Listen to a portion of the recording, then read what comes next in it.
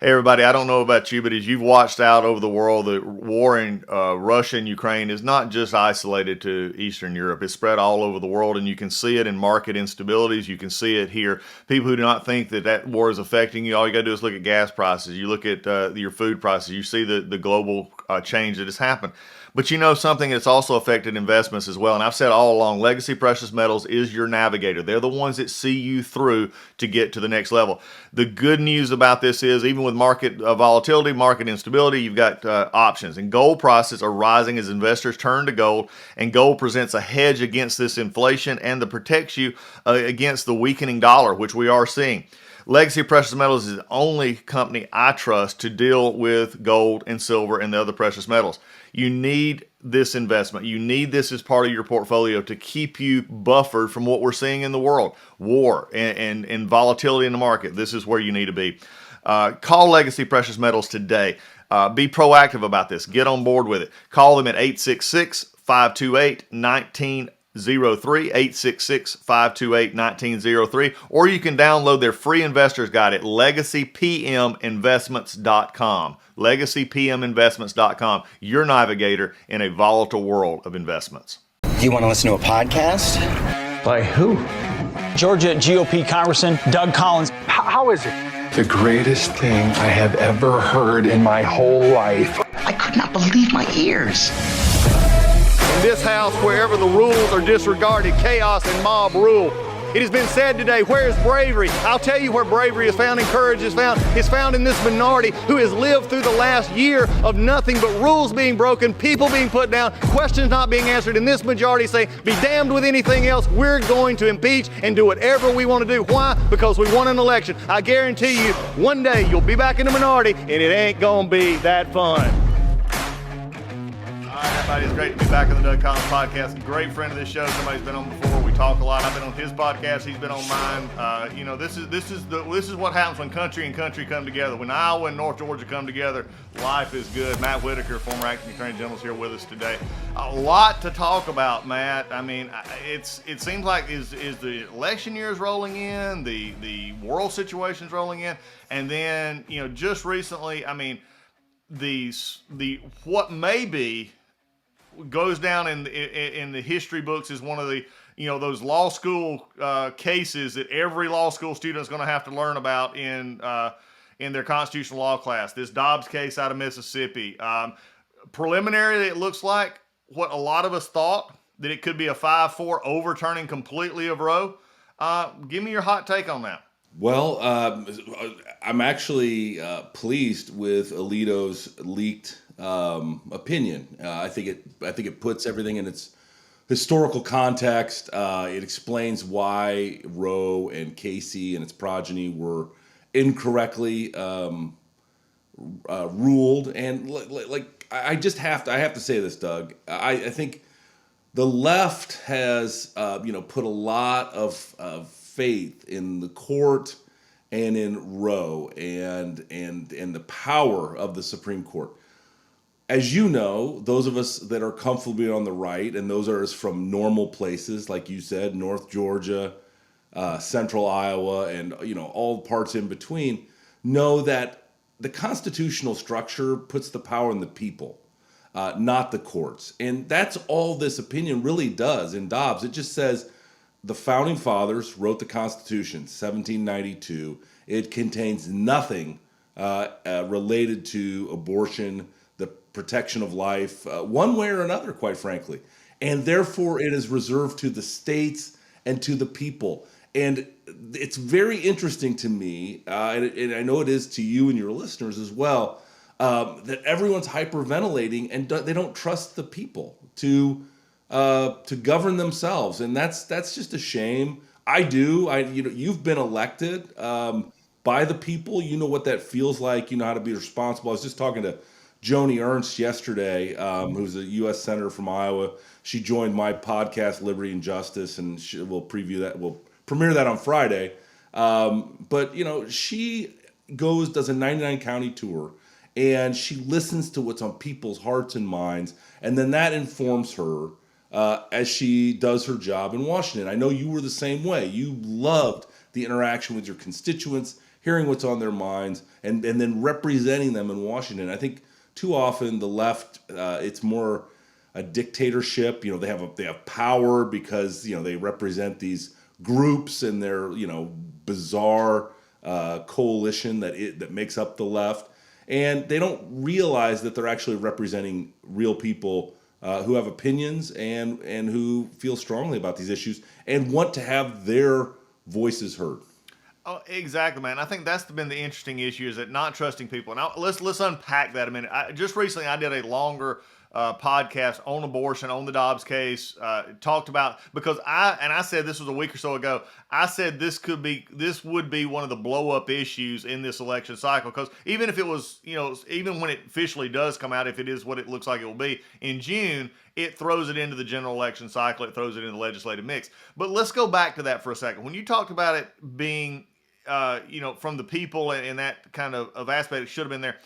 Let's remind, and I did this in the podcast, but I want to hear your take on this. Remember, people forget that states were already beginning the process of, you know, against my, you know, I was too young to know it at the point, but that was against my judgment of New York, California, Illinois, Alaska, others were already legalizing abortion, Colorado. And what happened is Ginsburg and several of the others came together with a court strategy instead of a legislative strategy, and said this is moving too slow. And that's when, and I think what you said so aptly fits here. They were tired of waiting on legislators who answered to voters to do their bidding, and that's why they jumped it. They took the Griswold case of privacy, then they jumped it into Roe, and we spent 50 years with a court that has now been just bombarded with an issue that they take up maybe. In the last 50 years, they've took up 3 to 4 times. That's it. Yeah, and you're so right. Supreme Court politics have always fascinated me, because when a justice is nominated, you immediately go to, what have they said on life? What have they written on life? What, you know, what is all those types of questions? And it really, to your point, ignores a lot of the other qualifications that you would look for in a Supreme Court justice.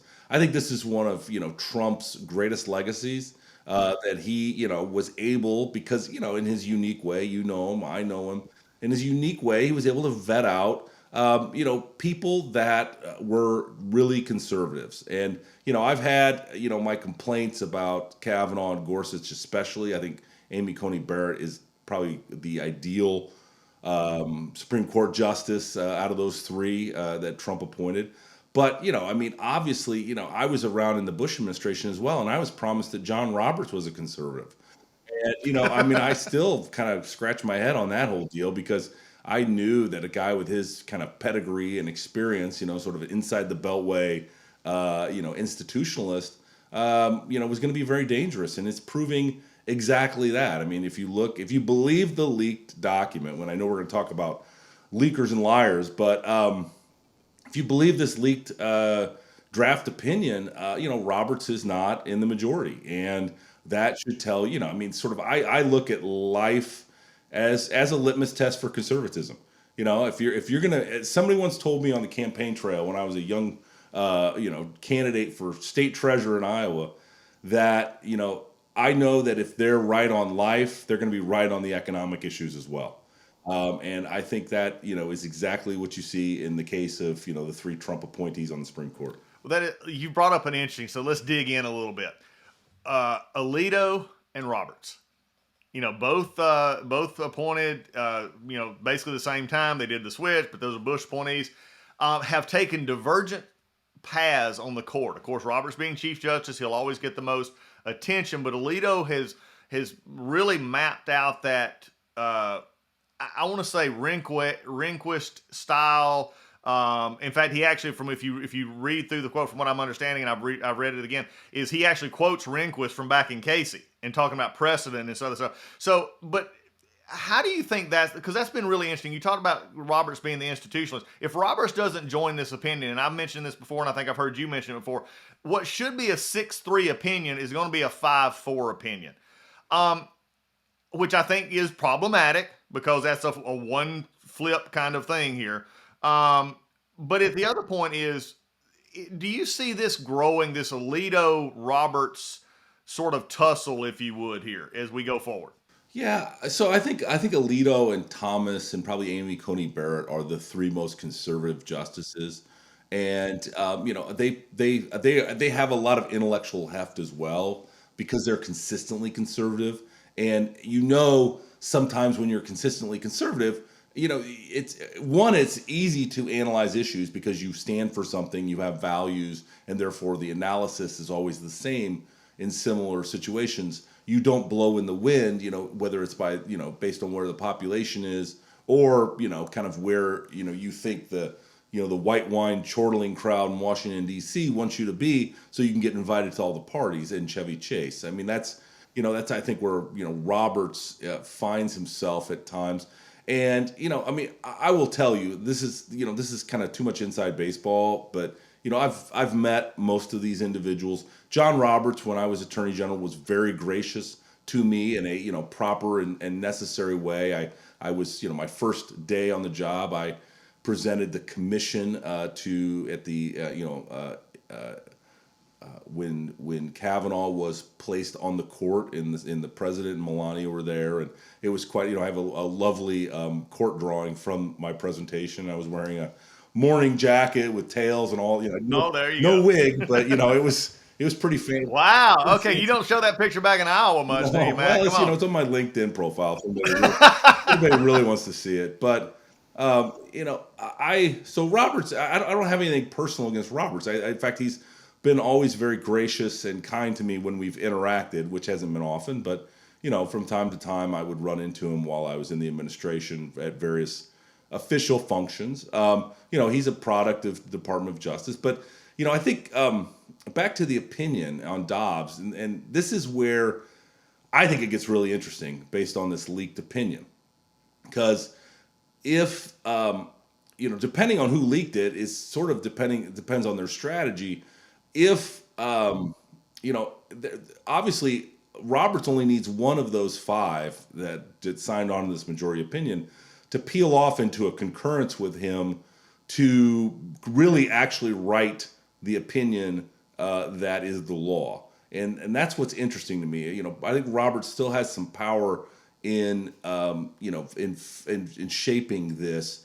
But as long as the five in the majority opinion stand firm, then Roe v. Wade has been overturned. Its progeny, its emanations and penumbras and all the kind of things, Doug, that was very frustrating as a law student to read and to say, why is this entirely different than any other court opinion and analysis? And it's always been because it took a political issue that was reserved to the people and to the states and turned it into a legal question. And the science, the left loves to point to the science. Well, the science has evolved and changed, and viability and all those kind of issues, are going to continue to change. And that's where, again, elected politicians that are responsible to the people can handle it much better and write these laws and adjust based on their constituents and their feedback from their constituents than a court can, like you said, every decade or so when this issue is presented to them.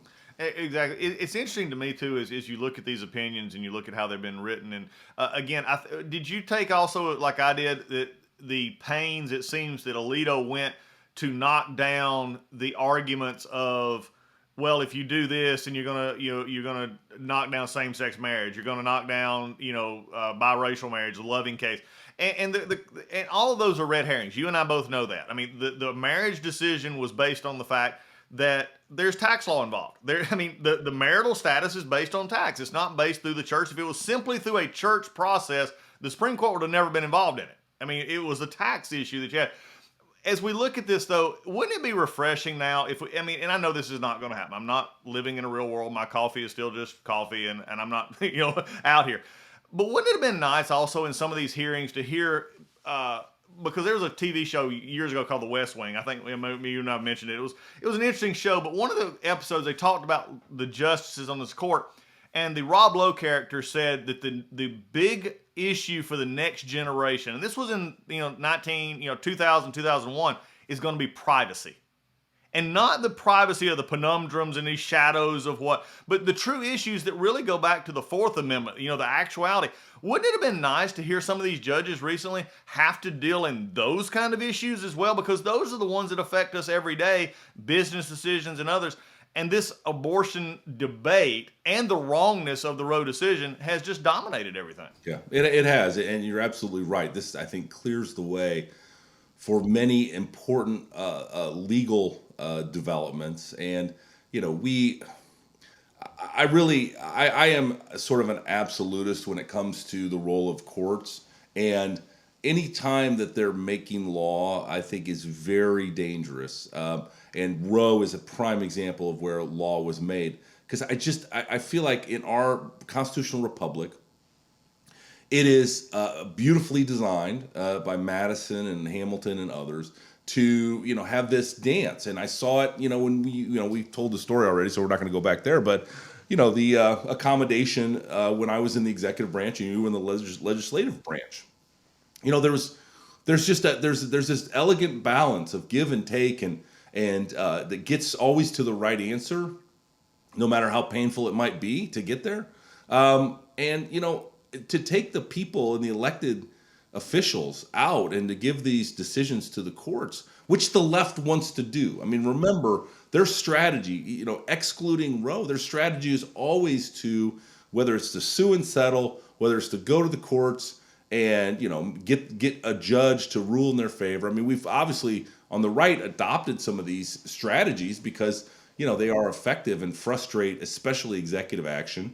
I think legislative action is much more sacrosanct in the eyes of the court, especially the Supreme Court. But I know I'm rambling, Doug, and this is when you and I talk. But I have to get to this idea of this Supreme Court is probably the first time that we've returned in almost 100 years to the actual and appropriate role of the court. And you look at kind of where Gorsuch and the rest of them want to take it, which is this idea that, these major issues, these issues like mask mandates, vaccine mandates, all those kind of things can't be done by the royal executive branch and the president and bureaucrats that are unelected. They have to be done by the legislature because they affect so many people's lives. And I just think it's extraordinary to see this court kind of start and begin to put the genie back in the bottle. And it's really a new era of Supreme Court jurisprudence. They're going to start teaching, sort of strict constructionist and all these kind of things that, have been at work over the last several decades and really now are accepted by both sides as the proper and necessary legal analysis instead of judges just making things up and then looking for ways to explain their reasoning. Okay, as we're taking deep dives here, and folks, we want this to be understood, and I think it is, and the way Matt's talking about that is perfect. I'm gonna throw out a doctrine here, and for most non-lawyers, you're not gonna know what it is, so I'm gonna explain it in good old country terms here, and we're just gonna talk about what. Yeah, explain it to me too, Doug. Yeah, right. Yeah. It's called, and you brought it up, so you brought this on, Matt. Come on. In this deference to the executive branch, there's a doctrine called the Chevron doctrine. And basically what it means is the courts will defer or accept on a higher plane, not completely. But if the executive agency can make a prima facie showing that they know what they're doing, that this is it and it was in the best interest, the courts will defer to them if it's even, so to speak. The problem is the courts, as you well know, Matt, over the last 30 to 40 years, it's not been if it's a tie, that gives them the advantage. It's been they're the advantage, you have to prove that they're wrong. This is where I've become concerned, though. And you brought up the mask mandate issue. Even the conservatives have taken the view that the governor's actions, mayoral actions, healthcare actions of these mandates, that they were not going to take them up. That they were saying that's a political decision, we're not going to deal with it. And I get that. But to a conservative out there that looks like, this is against, my constitutional right. This is where, I think I want you to speak to it for a second. People out there who just throw around, I have a constitutional right, need to be aware that they may not understand what they're talking about. And I think that's an interesting talk about that for a minute, because Gorsuch, you mentioned the two, Gorsuch and Kavanaugh in particular, they're the sticklers on this. And I'm concerned on some, the mandates and the military and others, that they're going to run into this doctrine, and which I believe Gorsuch and Kavanaugh are completely steeped in. Yeah. Along with Robert. When I came to Washington, D.C. to be in the Department of Justice in the Trump administration, Chevron deference and, sort of whether or not we should, sort of push for the repeal of Chevron deference is an interesting intellectual exercise. I mean, obviously, once you're in the executive branch, you sort of enjoy Chevron deference. It allows you to, sort of get the benefit of the doubt as you're implementing your policies and your interpretations of Congress's legislation. So on the one hand, it is convenient when you're in the executive branch to take advantage of Chevron deference. On the other hand, it allows for, quite frankly, bad policy or policy that is not otherwise necessary and appropriate. And I think it's grown so big now that it's almost like a convenient way for courts to actually get out of constitutional analysis ultimately. That being said, it'll be very interesting if there's ever 5 votes to get rid of Chevron. I think there's too many law firms in Washington, D.C. that most of these folks come out of that can take advantage of that from time to time.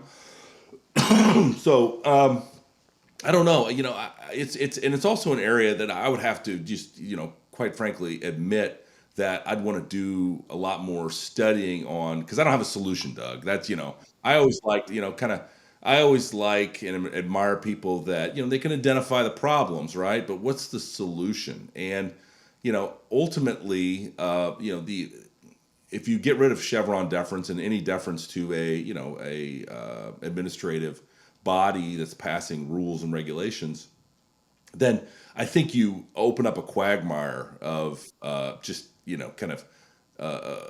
unlimited litigation and just an inability to get anything done.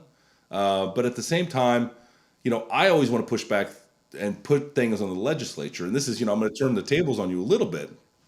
It almost feels like to me that Congress is now too small. And I mean that, like, your staffs are too small. You don't have an ability compared to the administration and how many people they have in the EPA and all these other bodies to actually, kind of implement or write your own regulations. And so often there's a deferral, like, these are the principles. We want clean air and clean water. You go figure out how to do it. And then, the cat's out of the bag and you end up with all sorts, you end up with waters of the U.S. Exactly, Matt. And I think, you and I could go brew another pot of coffee and do the old law school thing here. Because I mean, you look at it right here. I mean, that you just hit it. And look, I'm going to be, I come at, of course, from a little bit of both, but legislative side. And look, I'm the biggest critic of Congress right now as far as legislative intent. We are terrible at that. And I've made the point on this show and others that until Congress gets back to actually doing the acts of legislation, oversight's there, that's got to be done, but actually digging in, having members understand what bills they're writing, doing that kind of. And so if you do want a clean air or clean water or whatever, that you understand the parameters of what you're doing. I come from a legislative background in the state of Georgia, in which if you had a bill, you were the one that presented it at committee. You were the one that presented it on the floor. You had to know the bill. In D.C., if you're listening out there on this podcast, I got a real shock for you.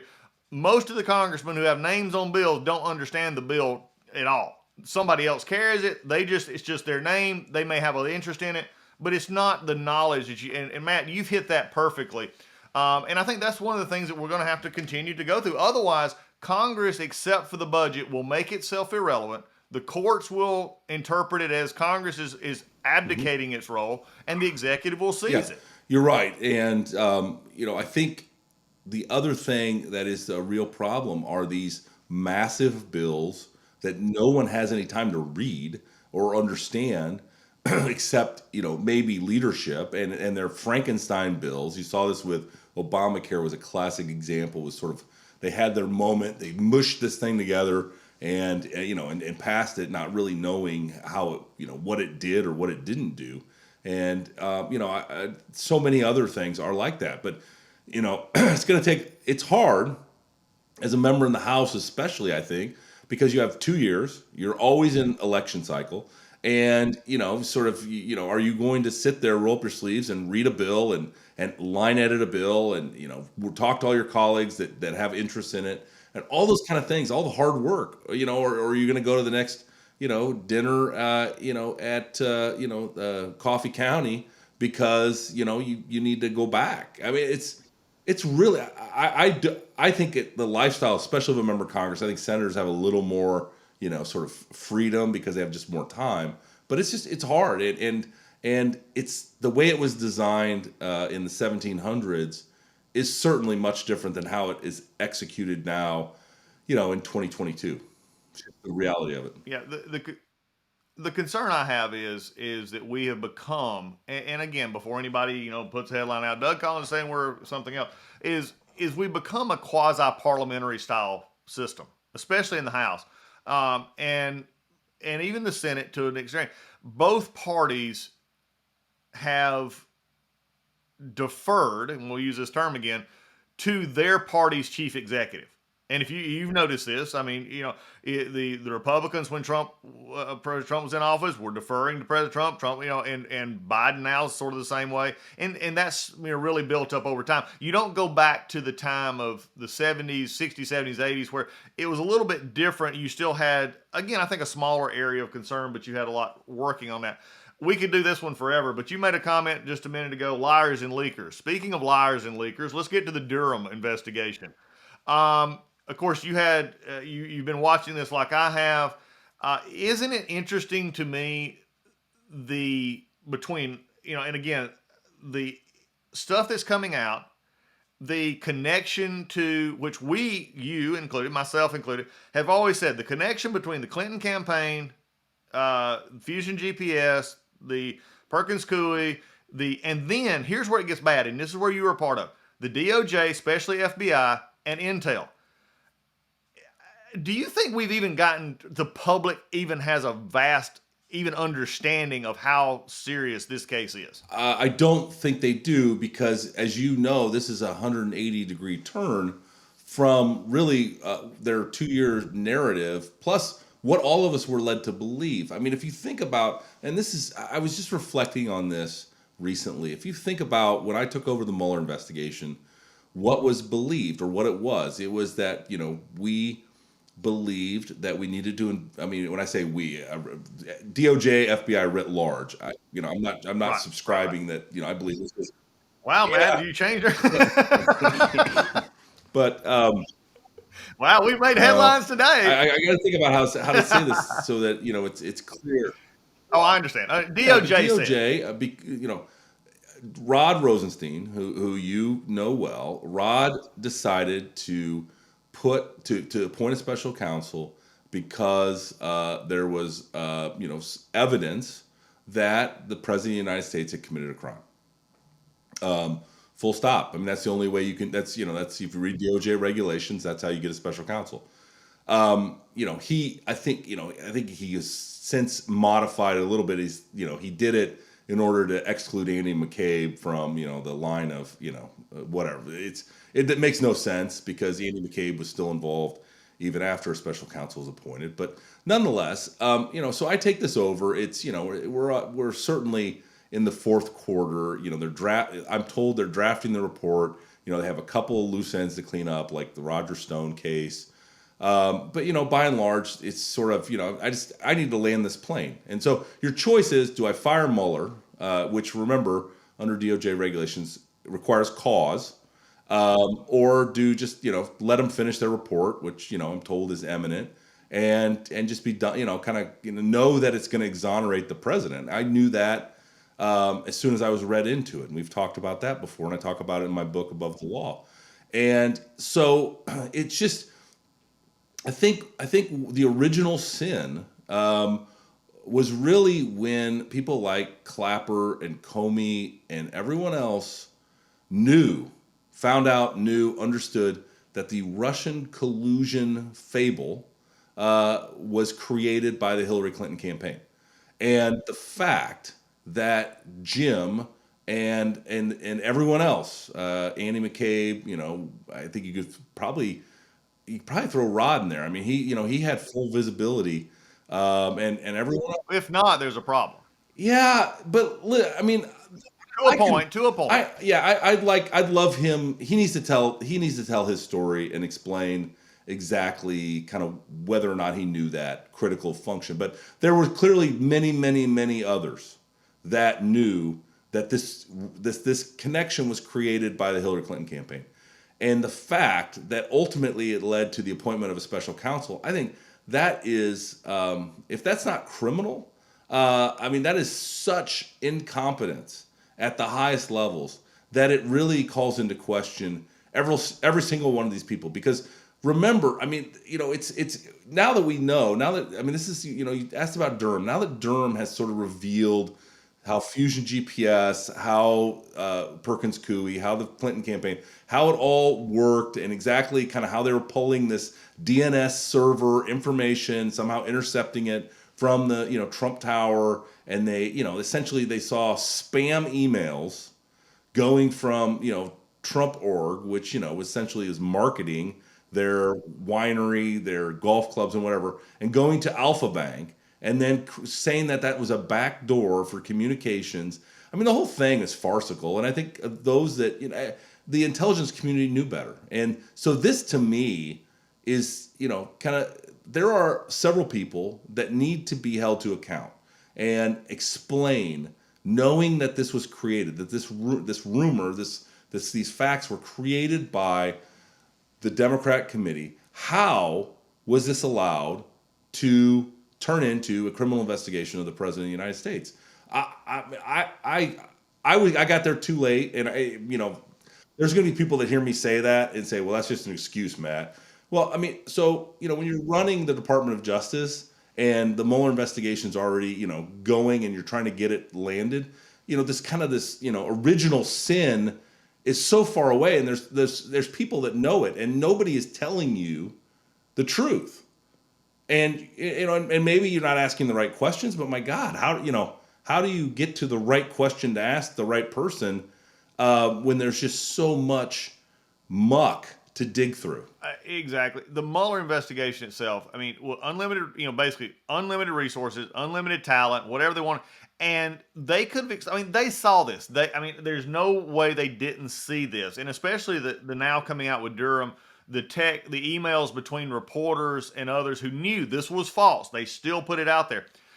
There's an interesting part of this too, that when you came in, and I think, takes, from what you just said, remember, Attorney General Sessions actually had appointed a U.S. attorney from Utah to supposedly look into this, but really didn't give him a lot of authority. So in some ways, I think there was some thought, well, we're looking into it, but really we're not. And then when Durham was finally appointed, it was saying, no, look, just go at it all together, because Mueller, I think the interesting part, and you and I could probably write a book about this, and we could entitle it, What Mueller Didn't Tell Us. What Mueller didn't look at. And was it because they were politically motivated? Was it because it didn't fit their narrative? There's just so much there, but I think this one is going to be one. And the reason I bring it up is, and we can do another episode on just the issues around Clinton. And what I'm concerned about, and I know you are as well, is the fact that you had intelligence community assets, you had DOJ assets in the FBI combining. Because we know this went all the way to the Oval Office. They were briefed in the Oval Office. Obama and Biden both knew this. That's the part that I think for liberals, conservatives, I don't care your political persuasion, that should scare you to death. Yeah, it should. And I think you also, and this is, Bob Mueller was the FBI director when I was U.S. attorney. I have a lot of respect for Bob Mueller. The challenge, Bob Mueller, though, I think had an obligation when he peeled back the onion and realized that the original, collusion story was being told by the DNC, and then it was just being reflected back through the noise, exactly as you would expect something like this. Something pushed out, and then it comes back, and then they say, "Oh well, look." Bob Mueller's smart enough, and his team is smart enough to see exactly what had happened. And I think at that point in time, he should have raised his hand and said, you know what, this is actually, since I'm from Iowa, I can say BS. And my appointment is actually not proper based on what we've discovered. But that's the thing with these special counsels. I mean, you give somebody a hammer and they're going to find a nail. You give a special prosecutor appointment, and I think they feel obligated to find crimes and prosecute people. And this chapter, it's going to be very interesting, and I hope I live long enough to see the actual historical writing of this moment in time. And my role was probably insignificant and very small, but at the same time, we have to learn this lesson, and otherwise, this is going to happen every 4 years. We're going to have people creating false narratives with specious evidence, and then trying to get a criminal investigation launched, and it's a shame. It is. Well, look, as we switch gears, I mean, there's other time, and I think with some more Durham, I want to hold a time where you and I both on both our podcasts where we can sit and go in depth, because I think there's just going to be a lot more there. But I just want to get your take on that. But let's do a real quick before we wrap up here in just a few minutes. Election season kicking in earnest right now. May is going to be a big month for Republican primaries, but it's also going to be a big month for the former president, for Donald Trump. I mean, because he has put a lot on the line here. I know you're traveling, I'm traveling. We've been seeing a lot of folks. How do you see this month playing out? I mean, you got Iowa, you got Pennsylvania, Georgia, North Carolina, Alabama. All these going on. How are you seeing this play out? Yeah, so as we sit here right now, today is the Ohio primary, I believe, and the president's endorsed J.D. Vance in that primary, and he did get a bump in the polls. It'll be, I'm going to be fascinated by that race, and I'm watching that closely. I did not endorse. I mean, I full disclosure, I'm on the president's super PAC, and we support the president's candidates, and so obviously I salute the flag and say yes sir when he picks these, and and I've had some opportunities to give him some input where I feel strongly about, and we can talk about those candidates if you would like. But I think that's going to be interesting. I think Georgia is going to be very interesting. You got that governor's race that the president cares a lot about. Full disclosure, Make America Great Again has run some ads making sure that everyone knows that David Perdue and Herschel Walker have been endorsed by the president, Trump, and there's several congressional people like Vernon Jones, for example, the president endorsed, and others. And so, look into that. I know that there's a lot of, because of the Georgia redistricting, I think there's just a lot of interesting races in Georgia. We could probably spend a whole podcast talking about that. And these people much better than I do. I've met many of them, and they all seem, to be coming from a great place. But Pennsylvania is also, I just think, I have not endorsed, the president's endorsed Dr. Oz. I think that race, I've met the three main candidates, Oz, Carla Sands, who was an ambassador, and then David McCormick, who I've known longer than everybody in that race. And, I like David, but obviously the president picked Dr. Oz. I think that's going to be an interesting to see how that plays out. But, again, we could just go kind of around the country. We have so many critical primaries that if we get the right candidate through the primary, I think we could, do significant gains, both in the House, which I think we will have significant gains, but in the Senate, because, a 50-50 Senate right now is untenable. You see this morning, based on the SCOTUS opinion that was leaked, that, they're already talking about trying to get rid of the filibuster, passing Roe v. Wade, making it law of the land with 50 votes in the Senate. And, again, I start where I finish where I start, Doug, and that is that the people are in charge, and the people will decide. Obviously, President Trump has made his recommendations, made his endorsements. I think he has certainly, interacted with all of these individuals more than probably most voters could ever, because of, everyone pursuing his endorsement and trying to go see him and talk to him and talk about, what's important to him. So I just, I think it's going to be fascinating to see how the people want to head into the 2022 midterms. Exactly. I have my guy who's run my campaigns forever, a good friend of mine. He always tells me in every campaign we're in, he said, Doug, doesn't matter what we do, at the end of the day, we can decide, we can talk about what we want to talk about, we can send out what we want to talk about, but at the end of the day, the voters get a say on what matters. And that's true. One quick one on that is interesting here in Georgia. And Georgia it's going to be interesting because we're a runoff state. Governor Kemp is fighting everything he can to stay above, not go to a runoff. Just announced here recently Mark Short, who you know very well from Pence's camp, and also former President George W. Bush coming for a fundraiser for Kemp here in Georgia. That sets up an interesting dynamic, doesn't it? Yeah, it does. And, Mark is like me, follically challenged. But, obviously that's what's going to happen when you have these powerful people on both sides of a race. And I don't know.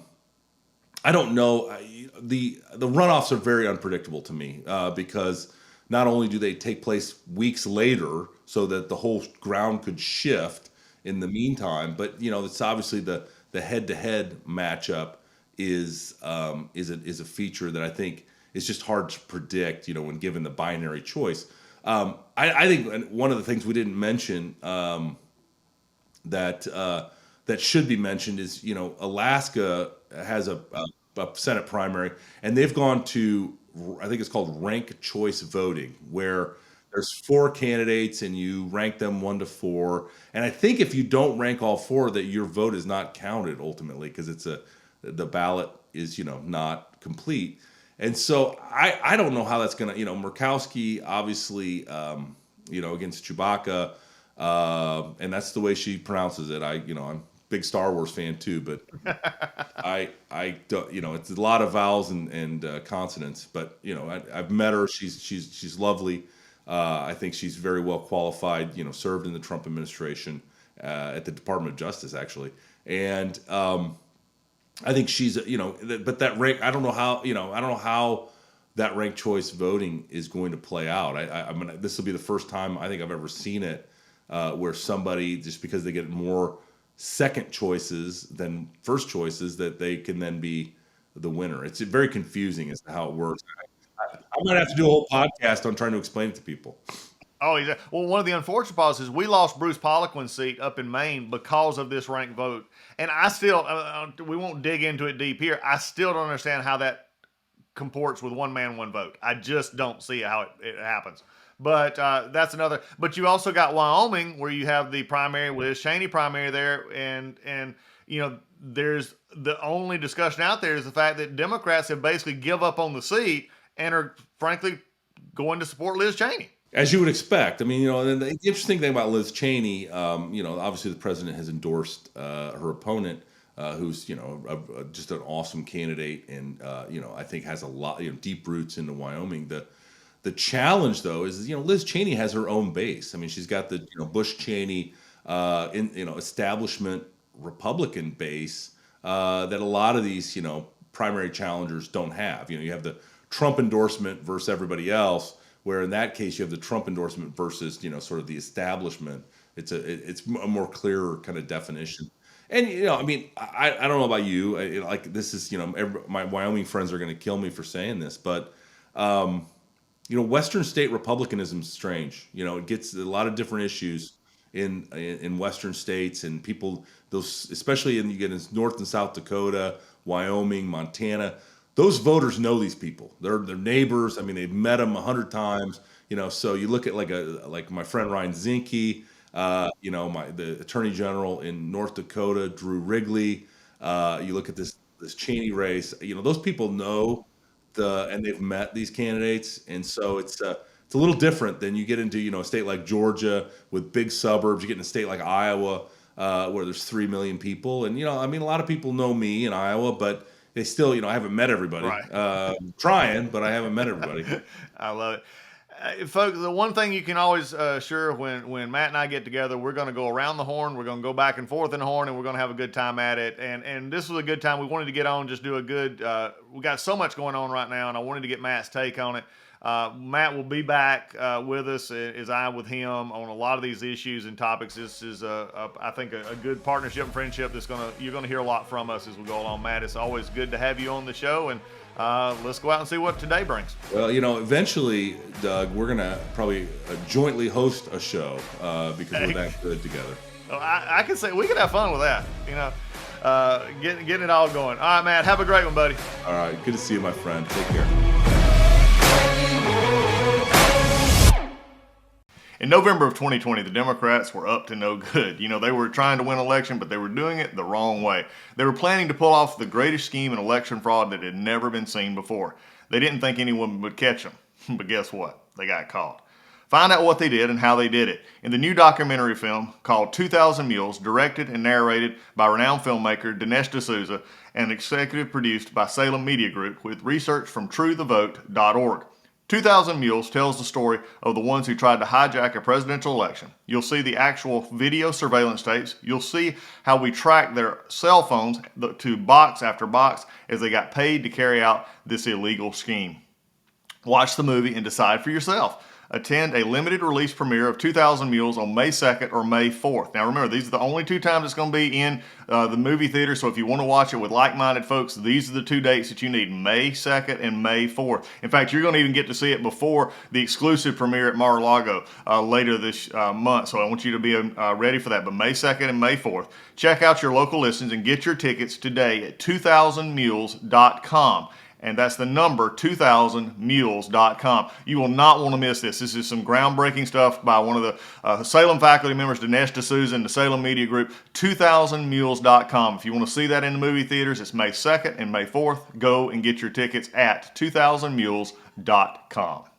Hey everybody, it's Doug Collins. I can't wait to tell you about a new partner here on the Doug Collins podcast, Healthy Cell. HealthyCell.com. You can go to their website. They are reimagining the way that we take vitamins. I mean, look, you don't still listen, for the most part, record players or for the vintage side. You look at for old time, you don't listen for the crispest, clearest. There's things out there that you get right now that have updated in the future. And we're still taking vitamins like we did back in the 1930s. This new technology, this new product from Healthy Cell is a microgel that takes your vitamins, puts them in a gel form. You can take it straight out of the pack. You can mix it in water or your favorite food, but it gets into your system so much quicker. 165% better absorption through this microgel technology. And believe me, the more you get in the nutrients into your body, the better you're going to be. They have a full product line. I take these Metagel packets. They are amazing.